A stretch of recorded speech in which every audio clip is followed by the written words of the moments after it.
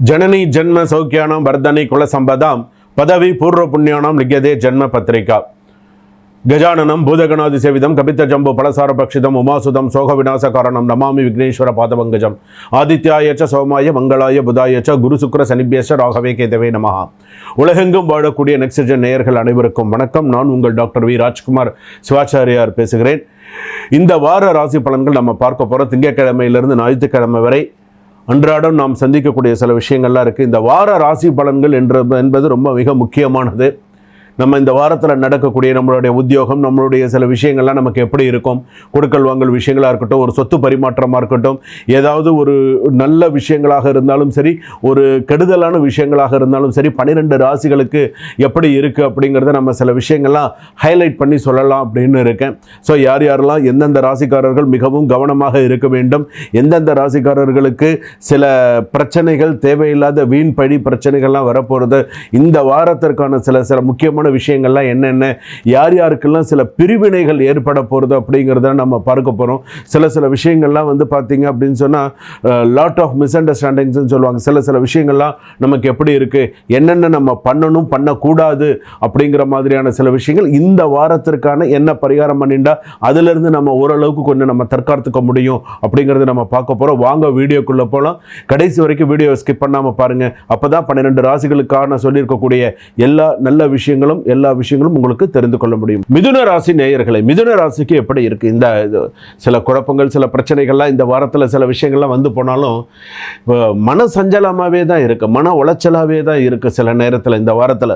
ஏன்னா திங்கக்கிழமையிலேருந்து ஞாயிற்றுக்கிழமை அப்படின்னு சொல்லும்போது சில மன உளைச்சல்கள் இருக்குது, மன குழப்பங்கள் இருக்குது. செய்யலாமா வேண்டாமா, இவனை நம்பலாமா வேண்டாமா, நம்பினா நமக்கு ஏதாவது நடக்குமா நடக்காதா அப்படிங்கிற மாதிரியான சில குழப்பங்கள் இருக்குது. பெண்களுக்கு ரொம்ப எச்சரிக்கையான வாரமாக இருக்குது. பெண்கள் வந்து தேவையில்லாத விஷயத்தில் போய் மாட்டிட்டு பிரச்சனை வந்து அதை சால்வ் பண்ணுறதுக்கு 2 பேர், இந்த மாதிரியான சில பிரச்சனைகள்லாம் வரும். ஸோ இந்த மாதிரி பிரச்சனைகள் வரும்போது நீங்கள் எவ்வளோ கவனமாக இருக்கீங்களோ அவ்வளோக்குள்ள உங்களுக்கு நல்லது. இல்லைன்னா பிரச்சனைகள் வரும். என்னென்ன மாதிரியான சில பிரச்சனைகள்லாம் இருக்குது அப்படின்னு சொன்னால், அதாவது சில நேரத்தில் விதி வலியதுன்னு சொல்கிறோம் இல்லையா, அதனால் ஏதாவது ஒரு விஷயம் செய்கிறீங்கன்னு சொன்னால் குழப்பமாக இருக்கா, அதை அப்படியே நிப்பாட்டி வைங்க. குழப்பமாக இருக்குது, செய்யலாம், 2 மனசாக இருக்குன்னு நிப்பாட்டி வைங்க. மனம் தெளிவுபடும் போது சில விஷயத்தை செய்தால் உங்களுக்கு நல்லது. கம்யூனிகேஷன் பவர் அதிகரிக்கும். உங்களுக்கு வேலைகளில் ஒரு ஸ்மூத் ப்ராக்ரஸ் இருக்கும். ஸோ கவலைப்படாதீங்க. ஆனால் ஓவர் திங்கிங் தவிர்க்கிறது நல்லது. நல்ல முடிவுகள், அதே போல் தொடர்புகள் மூலம் நல்ல ஒரு லாபம், வியாபாரத்தில் நல்ல தொடர்புகள் இருக்கா, நல்ல மாற்றங்கள், இது எல்லாமே இருக்கும். செலவு அதிகரிக்கும். சாணியர்னு முடஞ்சிருக்கும். 10 ரூபா சம்பாரிச்சு 50 ரூபா செலவு, 100 ரூபா செலவு, கடன் வாங்கி செலவு பண்ணக்கூடிய சூழ்நிலை இருக்கும். நகையை அடமானம் வைக்கக்கூடியதாக இருக்கும். சில பேர் வீடு அடமானம் வச்சு ஏதாவது ஒரு கடன் அடைக்கலாமா அப்படிங்கிற மாதிரியான சில சூழ்நிலைகள் இருக்கும். சில நேரத்தில் மனைவி ஒத்து வர மாட்டாங்க, சில நேரத்தில் கணவர் ஒத்து வர மாட்டாங்க. 2 பேருமே ஒத்து வரும்போது அந்த இடத்துல பிரிதல் அப்படிங்கிறது இருக்கும். ஏதாவது ஒத்து வரும்போது அதுக்குள்ளேயே வந்து பார்த்தீங்கன்னா ஒரு பிரிதல் வந்துடும். தேவையில்லாத ஒரு பிரச்சனை வந்து, தேவையில்லாத ஒரு மிஸ் அண்டர்ஸ்டாண்டிங் வந்து, அந்த மாதிரியான சில விஷயங்கள் வரும். ஆனால் புதிய ப்ராஜெக்ட்லாம் அப்ரூவல் ஆகிறதுக்கு நிறைய நல்ல விஷயங்களும் இந்த வாரத்தில் நடக்கிறதுக்கான வாய்ப்புகள் நிறையா இருக்கும். குடும்பத்தில் வந்து மிஸ் அண்டர்ஸ்டாண்டிங் இல்லாமல் இந்த வாரம் கொண்டு போனீங்க அப்படின்னு சொன்னால் நல்லது. அன்பை அதிகரித்து வாடுற வாழ்க்கை சுபமாக இருக்கும் அப்படின்னு உங்கள் ஜாதகத்தில் சொல்கிறது.